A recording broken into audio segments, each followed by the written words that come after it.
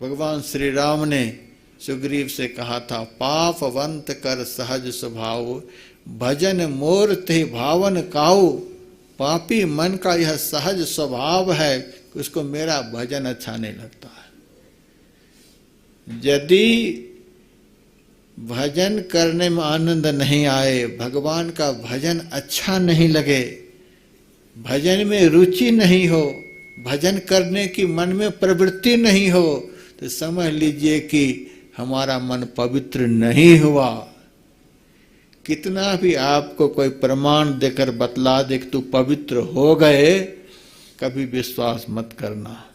यदि भजन करने में रुचि नहीं हो, भजन करने की सहज स्वाभाविक प्रवृत्ति नहीं हो, तो कभी नहीं समझना कि हम पवित्र हो गए। मन की पवित्रता की यही पहचान भगवान श्री राम ने बतलाई है कि भजन करने की प्रवृत्ति जागृत हो जाए। पाप बंत कर सहज स्वभाव, भजन मोर ते भावन काऊ। निर्मल मन जन सो मोहि पावा, मोह कपट छल छिद्र न भावा। गंगा माँ कहती है, संसार के लोग बड़े पापी दिन रात पाप करते हैं, और मेरे में कभी आकर के स्नान करते हैं, सब पाप मुझ में छोड़कर चले जाते हैं। तो दुनिया के लोग पाप छोड़ छोड़कर मेरे में चले जाएंगे तो मैं तो पापिनी बन जाऊंगी। मेरे पाप को कौन धोएंगे? देखिए कितनी बड़ी समस्या है। जब तक सत्संग नहीं सुनेंगे, संत की शरण में नहीं जाएंगे, तो इस समस्या का समाधान नहीं हो सकेगा। पाप का डर मां गंगा को भी है। पाप इतना प्रचंड होता है कि गंगा मां को भी भयभीत कर देता है। सारी दुनिया के लोग मेरे में पाप छोड़कर चले जाएंगे, मेरे पाप को कौन धोएंगे? मैं तो पापनी हो जाऊंगी। यह सबसे बड़ी समस्या है। मेरे पाप को कौन धोएंगे?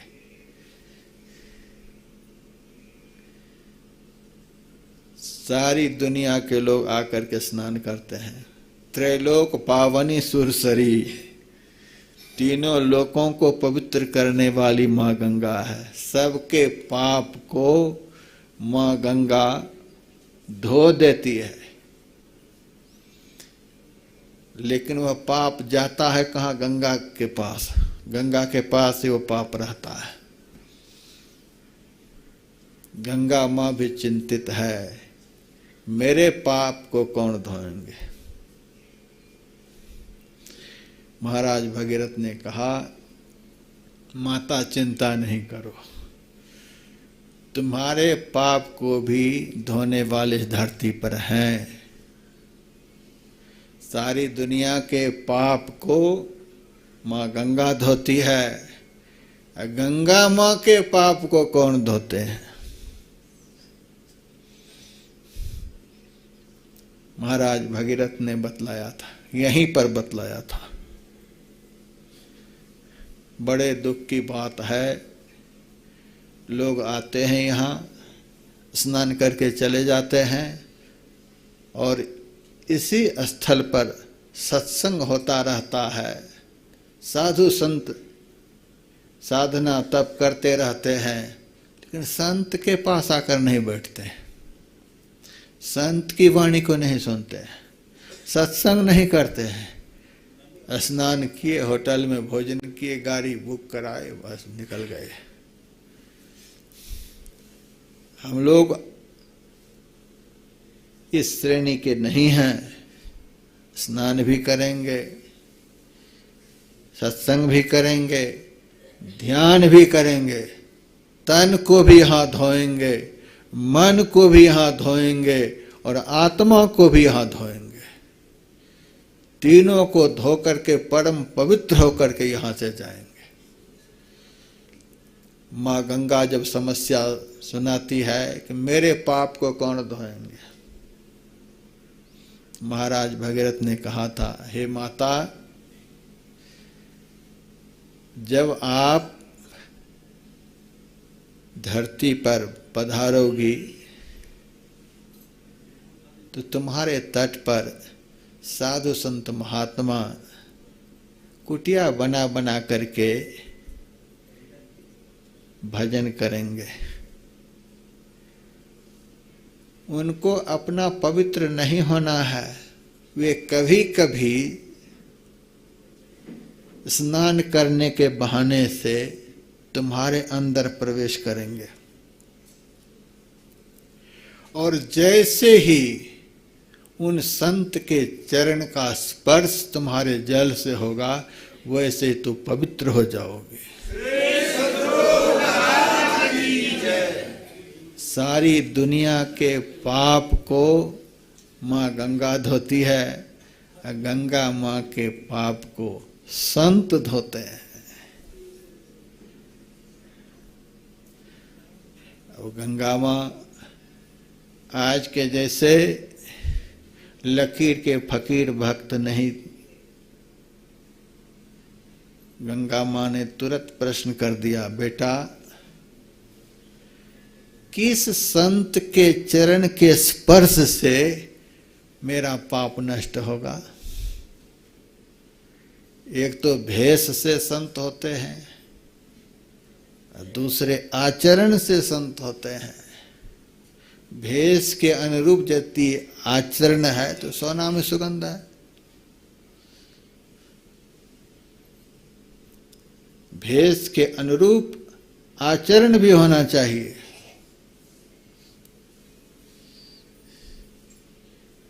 तो धरती पर संत के भेष में तो बहुत लोग घूम रहे हैं, मेरे तट पर बहुत लोग रहते हैं, लेकिन किस संत के अंग के स्पर्श मात्र से मेरे पाप नष्ट होंगे?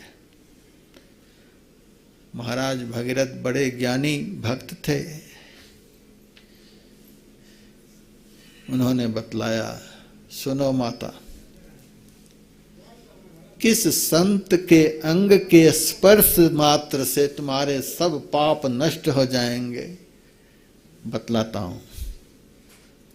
और एक श्लोक भगवान वेद व्यास जी ने भागवत में लिख दिया, साधवो न्यासिनः शांताः ब्रह्मिष्ठा लोकपावनः हरन्त्यगं तेंग संगास्ते स्वास्ते जगभिद्धरि।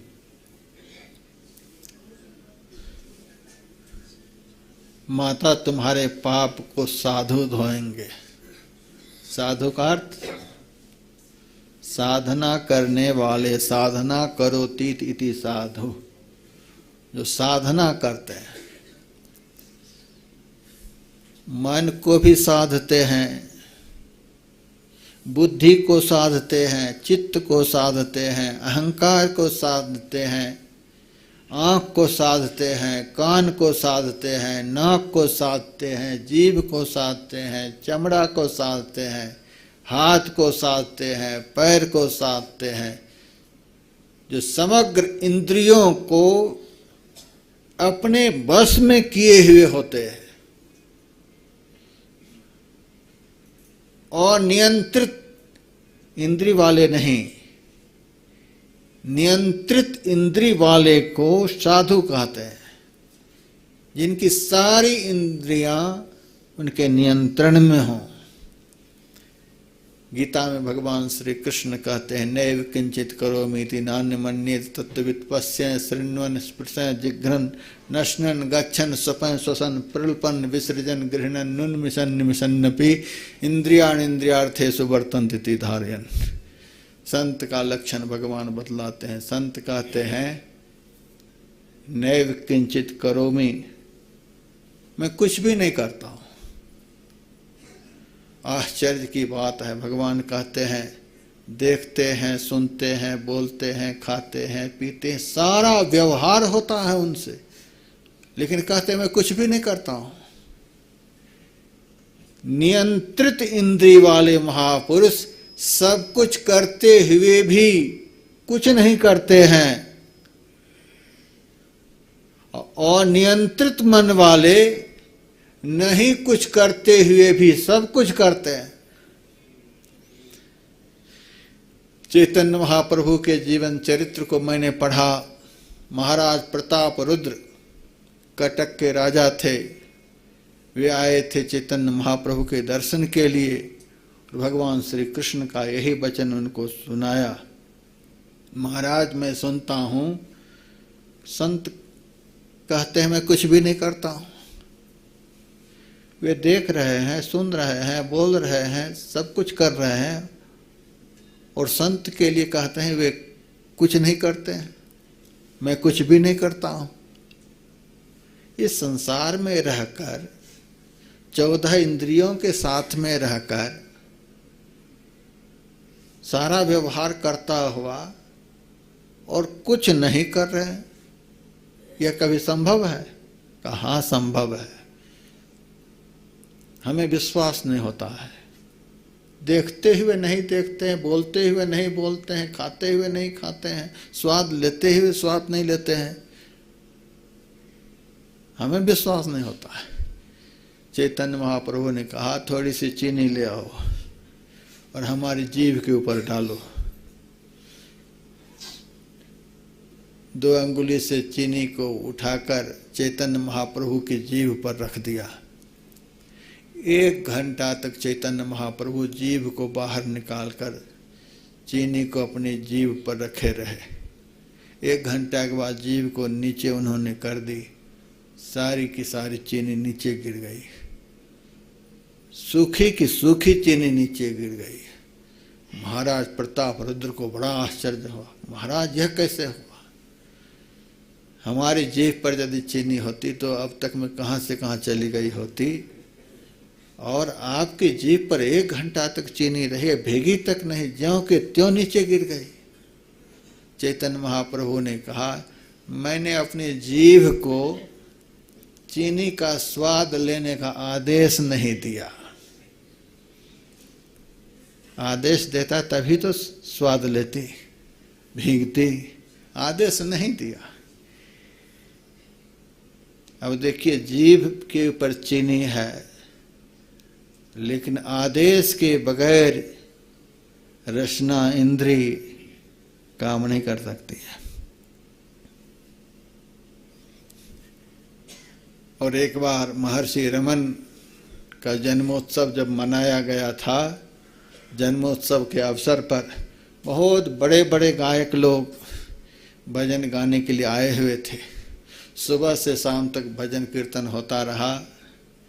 जब भजन कीर्तन समाप्त हुआ तो उनके एक सेवकों ने कहा सुबह से शाम तक एक से एक गायक भजन गाते रहे, आप बताएं सबसे सुंदर भजन किसका आपको लगा। अगले कार्यक्रम में उनको ही निमंत्रण देकर बुलाया जाएगा। आप बताएं सबसे सुंदर भजन किस गायक का लगा। महर्षि रमन ने कहा मैंने तो भजन सुना ही नहीं, मैंने किसी का नहीं सुना। सेवकों ने कहा हम लोगों की तरह आप भी बैठे हुए थे, आप सोए हुए भी नहीं थे, जगे हुए थे, आपकी आंखें खुली हुई थी, आप गायक की तरफ देख भी रहे थे, और आप कहते मैंने तो सुना ही नहीं। कहा हाँ मैंने भजन नहीं सुना। तो क्या आप सुन रहे थे? आप बहरे तो हैं नहीं, सुन क्या रहे थे फिर? कि ये लोग गाना गा रहे थे, ये लोग गीत गा रहे थे और मैं संगीत सुन रहा था।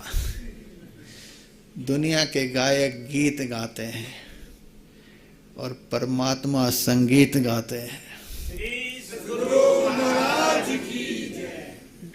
परमात्मा की गीत सबके अंदर दिन रात हो रही है। गोरखनाथ जी महाराज की वाणी में है वस्ती न शून्यम शून्यम न वस्ती, अगम अगोचर ऐसा गगन शिखर मही बालक बोल ही वाका नाम धरोगे कैसा। उसी को अनाहत ध्वन्यात्मक नाद कहते हैं, अंतर ध्वनि कहते हैं, ब्रह्म ध्वनि कहते हैं। संसार के लोग बाह्य ध्वनि को सुनते हैं, इस कान के द्वारा बाह्य ध्वनि को संसार के लोग सुनते हैं, और अंदर के कान के द्वारा ब्रह्म ध्वनि को संत महापुरुष सुनते हैं। संसार की आवाज को संसारी लोग सुनते हैं और जो दिन रात भगवान की आवाज को सुनते हैं उनको संत कहते हैं। हमने सुना ही नहीं किसी का, हम तो भगवान की आवाज को सुनते हैं। संसार की आवाज को संसारी लोग सुनते हैं, हम भगवान की आवाज को सुनते हैं। अब देखिए, कान है लेकिन सुन नहीं रहा है, कान में सुनने की शक्ति है, लेकिन उन्होंने कान को अपने बस में किया हुआ है। कान उनके आदेश के बगैर संसार की आवाज को सुन नहीं सकता।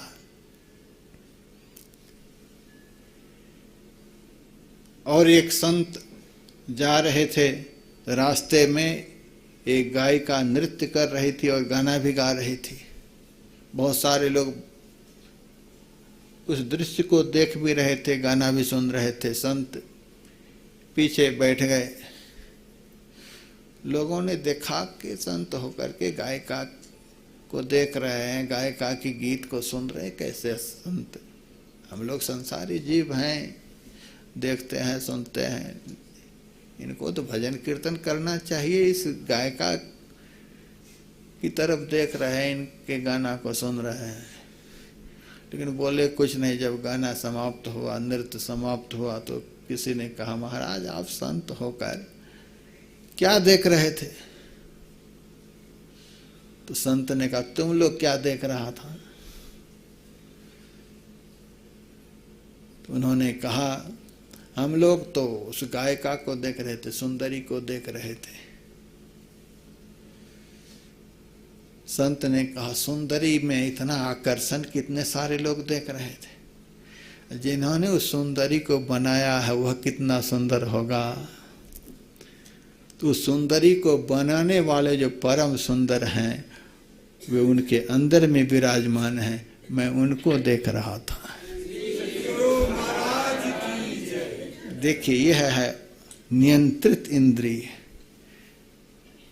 सामान्य लोगों की आंख रूप को देखती है, लेकिन संत की जो आंख है वह नियंत्रित आंख है। रूप में जो अरूप समाया है उनको देखती है। तो ऐसे कोई साधु कहते हैं, नियंत्रित इंद्रिय वाले साधवो, जिन्होंने अपनी सारी इंद्रियों को साध लिया है, अपने बस में कर लिया है, नियंत्रित कर लिया है, स्थिर कर लिया है, रोक लिया है, उसी को साधु कहते हैं। माँ गंगा कहती है, और कोई लक्षण है साधु का? न्यासिनः, सब प्रकार के संग्रह परिग्रह का त्याग करने वाले। हमारे गुरु महाराज एक बार अस्वस्थ थे, ठंडी का समय था, सारी अंगुलियां ठंडी के मारे अकड़ गई थी। तो भक्त लोग तेल गर्म करके हाथ में मालिश करते थे। उसके बाद कुछ देर मालिश करके कहते थे, सरकार अब थोड़ी देर अपने से भी अंगुली को आगे पीछे करिएगा तो आपको ज़्यादा सुख महसूस होगा, जल्दी से आपकी अंगुलियां दुरुस्त हो जाएंगी, अकड़ समाप्त हो जाएगी। तो भक्तों के कहने पर गुरु महाराज अपनी अंगुलियों का अपने से भी आगे पीछे करने लगे।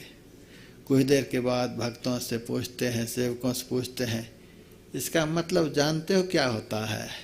अंगुली का आगे पीछे कर रहे हैं और पूछते हैं, इसका मतलब जानते हो क्या होता है? सेवकों ने कहा, इसका क्या मतलब होगा, अंगुली आगे पीछे हो रही? कहा, नहीं नहीं, इसका मतलब है यहाँ न संग्रह है न त्याग है, न संग्रह है न त्याग है। संग्रह करेंगे तभी तो त्याग करना पड़ेगा, कुछ संग्रह करते ही नहीं, संसार को भीतर आने ही नहीं देते हैं। जो संसार को अपने अंदर प्रविष्ट नहीं होने दे, उसी को सच्चा त्यागी कहते हैं। हम पैसा नहीं छूते हैं, कपड़ा नहीं छूते हैं, घर में नहीं रहते हैं, यहाँ नहीं रहते हैं, ये नहीं करते हैं, इसको त्याग नहीं करते। यह तो साधारण त्याग है। जिसकी कोई भी इंद्रियां उनके आदेश के बगैर संसार के किसी भी विषय को ग्रहण नहीं करे, उसी को महात्यागी कहते हैं। यहाँ न संग्रह है न त्याग है। न्यासिनः, सब प्रकार के संग्रह परिग्रह से रहित। सुंदरदास जी महाराज कहते हैं, धूली जैसो धन जाकी, शूली सो संसार सुख, भूली जैसो भाग देखे अंत कैसी यारी है। पाप जैसो प्रभुताई, साप जैसो सन्मान बड़ाई, बिच्छुन जैसी नागिनी सी नारी है। अग्नि जैसो इंद्रलोक, विघ्न जैसो विधि लोक, कीर्ति कलंक जैसी सिद्धि सी ठगारी है। वासना न कोई वाकी, ऐसी मति सदा जाकी, सुंदर कहत ताही वंदना हमारी है। काहू से न रोष तोष, काहो से न राग द्वेष, काहो से न वैर भाव, काहो से न द्वेष है, काहो से न घात है, काहो से न लेन देन, काहो से न दुष्ट बैन। ब्रह्म को विचार तजी और न सुहात है, सुंदर कहत सोई ईशन को महाईश, सोई गुरुदेव जाके और हो न बात है। इसी को महात्यागी कहते हैं। संत का दूसरा लक्षण महाराज भगीरथ बतला रहे हैं, न्यासिनः, सब प्रकार के संग्रह परिग्रह से रहित। माँ गंगा कहती है, और कोई लक्षण बताओ। हा शांता, संत उसको कहते हैं जो सदैव शांत रहते हैं।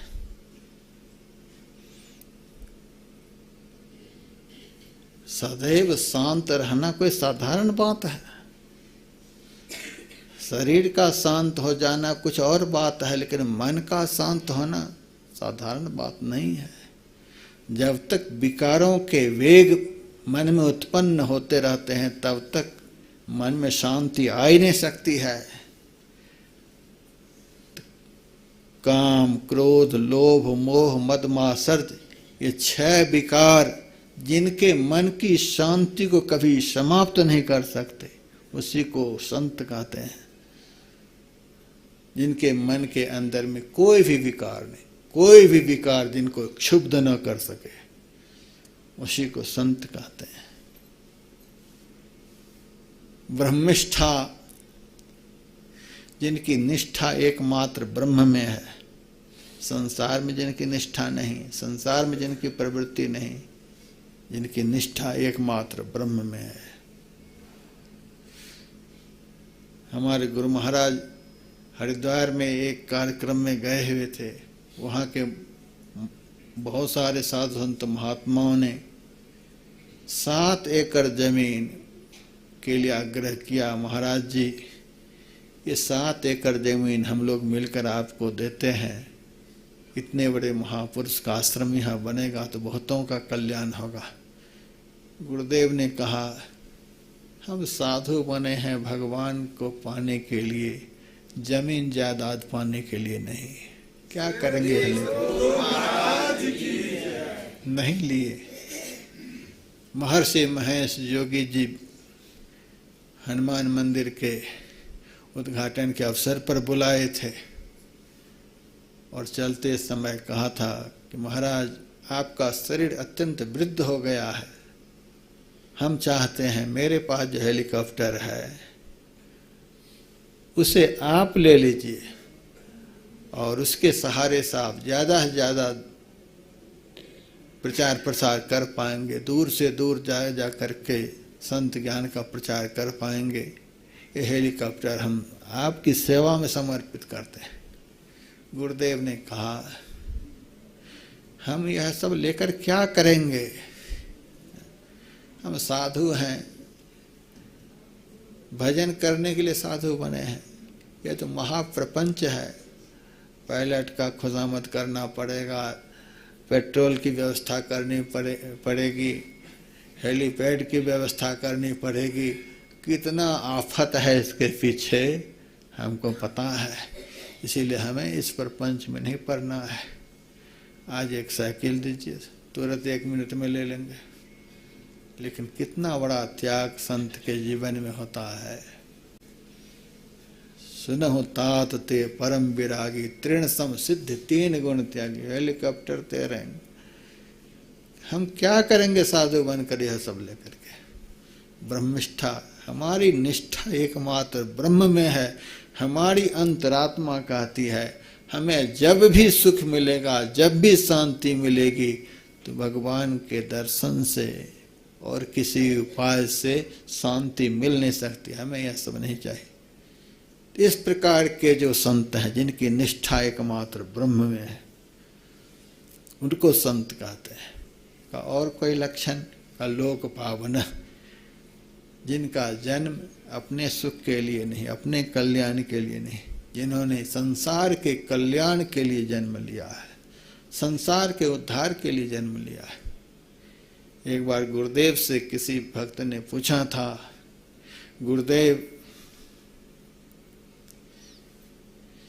जो संत जगह जगह जाकर संत ज्ञान का प्रचार प्रसार करते हैं, भागवत गीता रामायण सुनाते हैं, उनके द्वारा समाज का कल्याण होता है, मार्गदर्शन मिलता है, लेकिन जो संत हिमालय के कंदरा में, हिमालय की गुफा में बैठकर भजन करते हैं, कहीं नहीं जाते हैं, उनसे संसार का क्या, उन महापुरुष से संसार को क्या सुख आनंद मिलता है।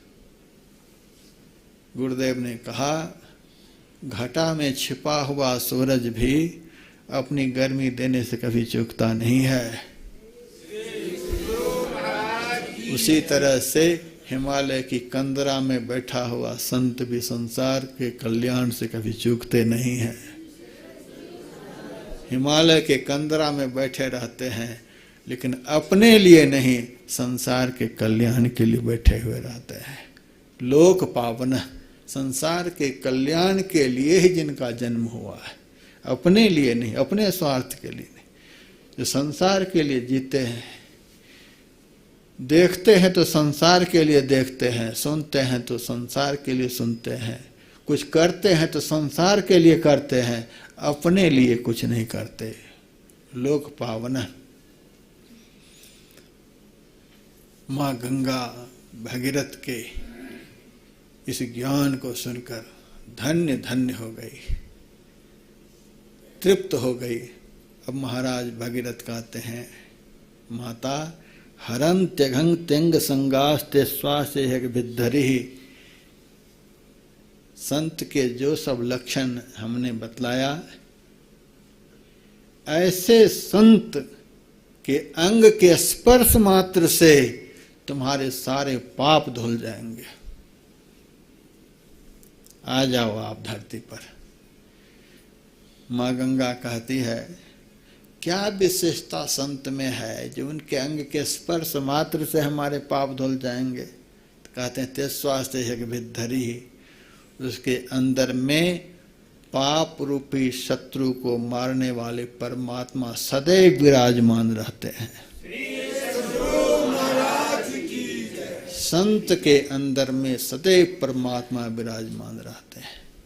परमात्मा तो सबके अंदर में विराजमान है, लेकिन जैसे सोया हुआ आदमी से कोई कार्य नहीं होता है। बिस्तर पर सोया हुआ है, कौन घर में आया नहीं आया, क्या सब हुआ नहीं हुआ, कुछ भी नहीं। जैसे सोया हुआ आदमी से संसार का कोई व्यवहार नहीं होता, उसी तरह से सांसारिक लोगों के अंदर जो परमात्मा रहते हैं, सुसुप्त रूप से रहते हैं। उनके जीवन में कोई परिवर्तन नहीं दिखता है, लेकिन संत के अंदर में चैतन्य होकर के परमात्मा विराजते हैं।